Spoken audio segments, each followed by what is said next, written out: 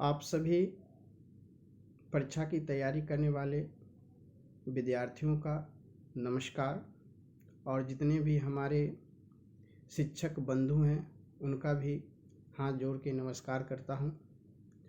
आज हमारे पूरे देश में बेरोजगारी जो है हर जगह छाई हुई है।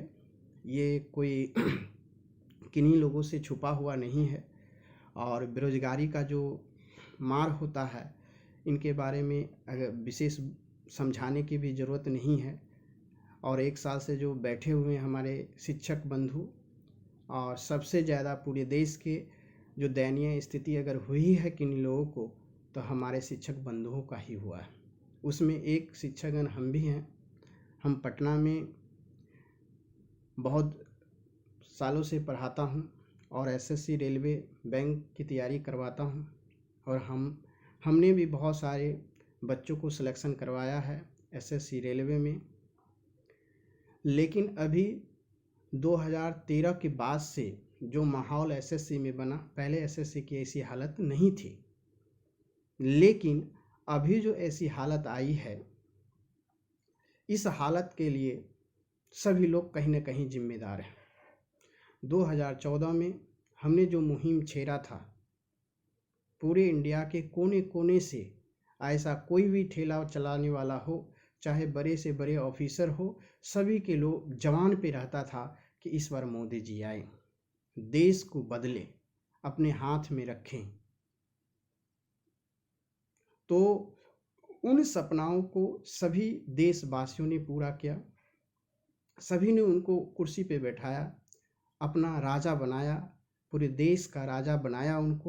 उनको अपने को चलाने के लिए, शासित करने के लिए उनको कुर्सियों पे बैठाया।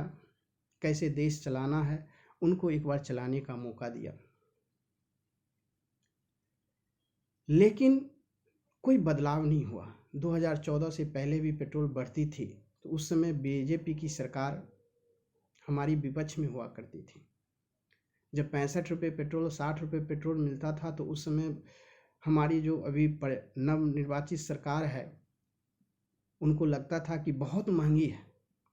कोई दिक्कत नहीं है, सारे लोग विरोध में थे। गैस सिलेंडर लेके, आलू लेके, प्याज लेके, गोभी लेके सभी लोग बाहर में थे। आज वो लोग कहाँ चले गए? उनको क्यों नहीं दिखता है कि पेट्रोल आज 100 की पार चल गई? आज हमारे हर चीज़ में महंगाई है। कैसे? उन समय तो दिखता था, उसमें 65 तो महंगा दिखता था, अभी 100 है तो कोई महंगा नहीं दिख रहा है। तो आप लोग बोलिएगा कि नहीं, आपने तो सरकार के विरोध में बोला है, लेकिन मैं तो सरकार से फिर एक बार विनती करता हूँ, मुझे नफरत क्यों आपसे रहेगा? मैंने तो खुद ही आपको कुर्सी पे बैठाया है, मैंने तो खुद ही आपको वोट दिया, तो मुझे आपसे क्यों नफरत रहेगा? मुझे आपसे कोई नफरत नहीं है, मुझे आपसे प्रेम है। तो फिर मैं बोल क्यों रहा हूँ? बोल इसलिए रहा हूँ कि हमारे देश का जो भविष्य जिन बच्चों में छिपा हुआ है उस बच्चे को आपने जॉब नहीं दे रहे हैं। जिस तरीके से आपने नियम कानून कायदे बनाए रखे हैं, ये नॉर्मलाइजेशन क्या होता है? किसी का जांचने का और सिलेक्शन करने का ये जो नॉर्मलाइजेशन तरीका है, ये तरीका सही नहीं है। इस तरीके से हम नॉर्मलाइजेशन की तरीके से किसी बच्चे को सिलेक्शन नहीं कर सकते हैं बेहतर ढंग से। इसमें 100% शुद्धता नहीं है, क्लैरिटी नहीं है। जिस तरीके से पहले सिलेक्शन होता था उसमें 100% क्लैरिटी रहती थी। आज आपने परीक्षा का जो ट्रेंड बना लिया है, 4 महीने से, फरवरी से जो रेलवे का स्टार्ट हुआ है एग्जाम, अभी तक एग्जाम चल रहा है। ये क्या तरीका है एग्जाम लेने का? आप एक दिन में करवाइए, एक दिन में इतनी संस्था है कि एक दिन में करवा सकते हैं, कल परसों होकर रिजल्ट दे सकते हैं, लेकिन रिजल्ट देने की सालों साल लग जाता है। हाँ, किसी भी तरीके का ये किस तरह का माहौल बना रखे हैं? अगर मैं आपसे सिर्फ जॉब ही की तो बात करता हूँ, मैं सिर्फ क्या कहाँ आपसे विरोध की बात करता हूँ, मैं आपसे तो ये तो कहता हूँ कि आप सही तरह से रिजल्ट दे। मैं ऐसा ही अभी तो 1 साल के बाद तो आया पटना, रोड पे निकला पटना के, और मैंने देखा, एक मुझे फ़ोन से आया, क्या सर क्या करें, मैथ में तो आपने सर बताया तो 100 में 100 आ रहा है। बहुत सारे बच्चे को, दिल्ली का हो, चाहे वो कहीं से भी तैयारी करता हो, इलाहाबाद का हो, चाहे वो लखनऊ का हो, चाहे वो पटना बिहार के हों, सभी जगह के बच्चे पढ़ने में तो कोई कमी नहीं छोड़ते हैं, अपनी तरफ से पूरी तैयारी करते हैं, पढ़ने की तैयारी में पागल हो जाते हैं कि उनको ये पता नहीं चलता है कि हमारा एज बढ़ रहा है कि घट रहा है, हमारा एज 30 हो रहा है कि 29 हो रहा है कि 35 हो गया, पता ही नहीं चलता है। पता तो तब चलता है कि वैकेंसी का रिजल्ट ही नहीं आता है। जिस समय रिजल्ट नहीं होता है, ठीक से तैयारी करने के बाद, बनाने के बावजूद भी जब पता चलता है अंतिम में कि मेरा तो रिजल्ट ही नहीं हुआ, उस समय एज के बारे में पता चलता है। क्या करे, अब तो एज मेरा 35 हो गया, क्या करे एज मेरा 33 हो गया, क्या करे एज मेरा 27 हो गया, अब तो हम बढ़ ही नहीं सकते। बच्चे को उस समय एज का पता चलता है। तो क्या आपसे जितने भी आपको 2014 में बनाया, जितने भी आपको 2019 में सहयोग किया, क्या उस समय वो गलत था कि आपको चुना? इतना भी कहने का उसके पास अधिकार नहीं है? क्या आपसे अधिकार के बारे में नहीं बोल सकता है? क्या आपको चुन के कोई गलती किया? उस समय जो किया वो क्या अनपढ़ थे? क्या वो पढ़े लिखे नहीं थे? क्या वो जॉब होल्डर नहीं थे? क्या वो किसी प्रोफेसर नहीं थे? क्या वो डॉक्टर नहीं थे? क्या वो इंजीनियर नहीं थे? क्या उनको बुझने नहीं आता था? आपको अगर कोई चाहने वाला है तो सबसे ज़्यादा पढ़ने लिखने वाला ही आपको वोट दिया है। अभी ये बात कान खोल के सुन लीजिए। तो पढ़ने लिखने वाला ही तो आपसे जॉब मांग रहा है, क्यों नहीं मांगे? आपको तो उस समय ढिंढोरा पीट के पूरा डंका बजा के कहा था इस बार मोदी से कर, क्यों नहीं आपसे मांगे? क्यों नहीं आपसे कहे कि मुझे जॉब दो, मुझे ये दो, मुझे वो दो? क्यों नहीं कह सकता है? आपको शायद पता नहीं होगा, अगर एक बच्चे तैयारी करने के लिए आता, तैयारी कौन करता है? आप सोच के, आपको पता है कि तैयारी कौन करता है? अगर वो किसी को 1 लाख का पर मंथ पहले ही से आता हो, किसी फैक्ट्री से, किसी कंपनी से, तो क्यों वो जॉब की तैयारी करेगा 10,000 20,000 की? क्यों करेगा 20,000 की नौकरी, 30,000 का नौकरी क्यों करना चाहेगा? क्यों तैयारी करेगा 30-40,000 का, 1 लाख का क्यों नहीं करेगा? तो तैयारी करने वाला वो परिवार होते हैं जिनको खाने के लिए नहीं रहते हैं, जिनके पास ज़मीन नहीं है, कल कैसे उसकी ज़िंदगी चलेगा, वैसे परिवार के बच्चे वैकेंसी में तैयारी करते हैं, नौकरी की तैयारी करते हैं। आपको शायद नहीं पता होगा कि उस परिवार में अगर जो भी कुछ बचा के रखते हैं रुपये पैसे, वो भी अपने बच्चे को दे देते हैं। अगर खाने के लिए अन्न रखे हैं, वो भी बेच के बच्चे को दे देते हैं। जो भी बचा कुचा के खेत जमीन जायदाद रखते हैं, वो भी अपने बच्चे पर लुटा देते हैं। जाओ मेरे बच्चों, मैंने तुमको, कल भी तुम्हारा ही होगा, आज तुम्हारा ही है, लेके पढ़ लो, नौकरी करो, कमाना, ज़्यादा कमाना, पैसा होगा फिर खरीद लेना। लेकिन आपने खरीदने का मौका ही कब दिया? नौकरी की तैयारी तो किया, 10 साल 5 साल से नौकरी की तैयारी तो किया, अच्छा मार्क्स भी लाया, आपने उसको रिजल्ट में ही छांट दिया। ये कहाँ से नॉर्मलाइजेशन आ गया? कौन सा तरीका है छांटने का? अगर ये मापदंड सही ही होती तो पहले भी तो अपनाई जाती, पहले भी तो लोग तैयारी करते थे। अगर आपको इतना आत्मनिर्भर भारत की बात करते हैं, तो आत्मनिर्भर भारत की करते हैं, तो पढ़ाई की बात क्यों है? क्यों लोगों को पढ़ाने देते हैं? क्यों लोग पढ़ेगा? जब वो पकौड़ा बेच ही लेगा तो उसको पढ़ने की क्या जरूरत पड़ेगी? हम तो नहीं समझते हैं कि पढ़ लिख कर पकौड़ा बेचे और पकौड़ा बेचने के लिए पढ़ने की जरूरत पड़ेगा। जो भी अपनी घर की कमाई थोड़ा बहुत ज़मीन जायदाद लेके खर्च करके बेच के पढ़ता है, वो शुरू से ही पकौड़ा बेचे, पढ़ने की तो ज़रूरत ही नहीं, उसको पैसा आमदनी आएगा। आज जब पूरे देश में क्या ये विपत्ति आ गई कि रेलवे अडानी को देना पड़ा, रेलवे उसको दे, क्या जरूरत पड़ गई कि आप करें पुलिस भी प्राइवेटीकरण होगा, क्या जरूरत पड़ गई कि प्राइवेट लोगों को खरीदने का, आप स्कूल भी निजीकरण होने जा रहा है? हमको तो ये समझ में ही नहीं आता।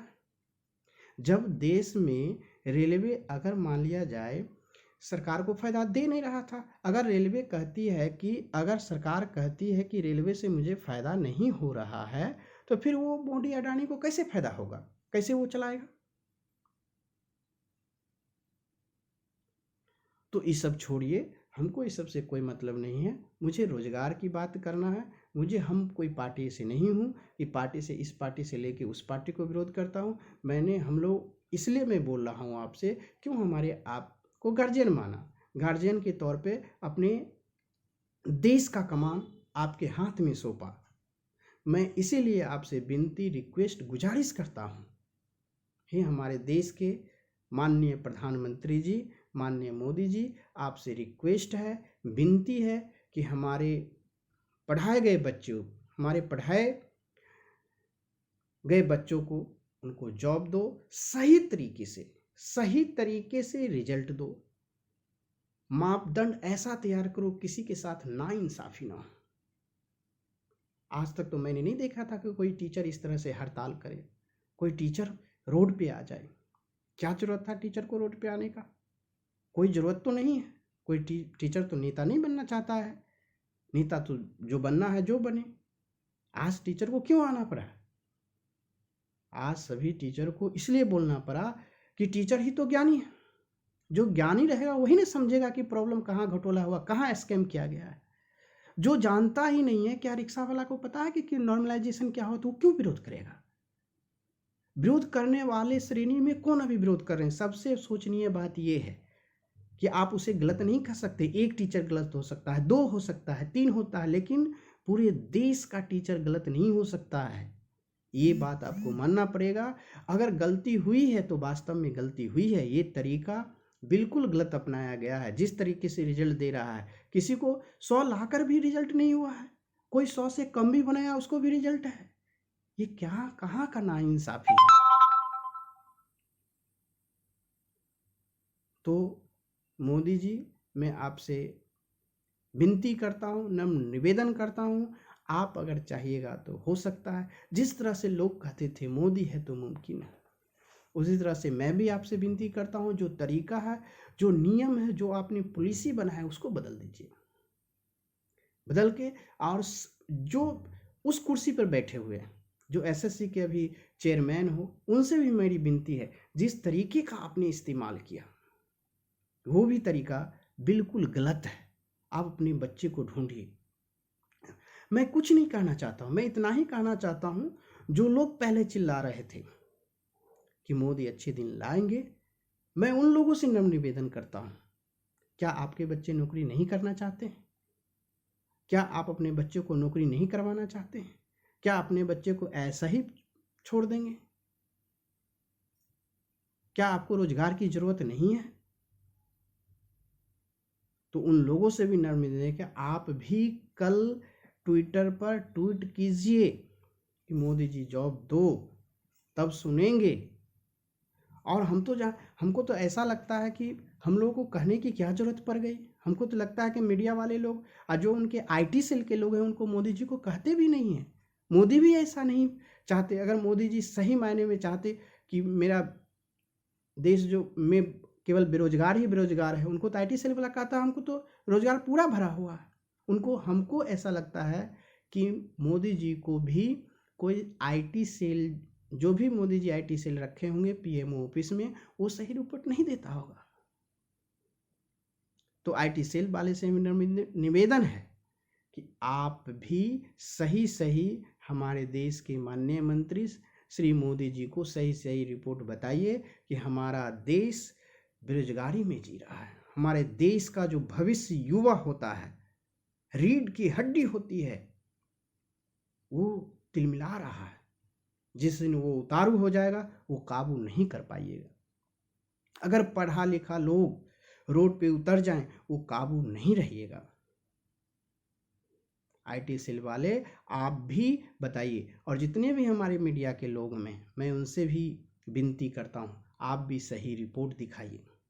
जब कोई हीरो हीरोइन का ट्विटर अगर इतना 5-10 हज़ार हो जाता है तो आप तो उसको दिखा देते हैं कि वो इतना ट्विटर आया, उसको इतना हैंडल हो गया, ये मिला वो मिला। आज तो ये मिलियन में लोग कर रहे हैं, पूरे देश के स्टूडेंट मिलियन में कंप्लेन कर रहे हैं। रोजगार तो कहाँ दिखा रहे हैं? कोई भी पत्रकार को बोलते हुए नहीं सुन रहे हैं। कहाँ चले गए, कहाँ चल गई आपकी? जिस तरह से हमारे देश को चलाने के लिए सरकार की जरूरत होती है और सरकार को सही काम करे उसका आईना दिखाने वाले आप सभी मीडिया प्रेमी ही हैं। हम मीडिया प्रेमी से नम्र निवेदन है, आपका जो कर्तव्य है, देश के प्रति जो आपका चौथी स्तंभ माना गया है, उसको ना भूलें। आपका कर्तव्य है कि सही चीज़ों को दिखाना और गलत चीज़ों को भी दिखाना, कि गलत है वो गलत है, सही है वो सही है। हमको आपसे क्यों नफरत रहेगी? आप भी तो देश चलाने में एक अंग माने जाते हैं।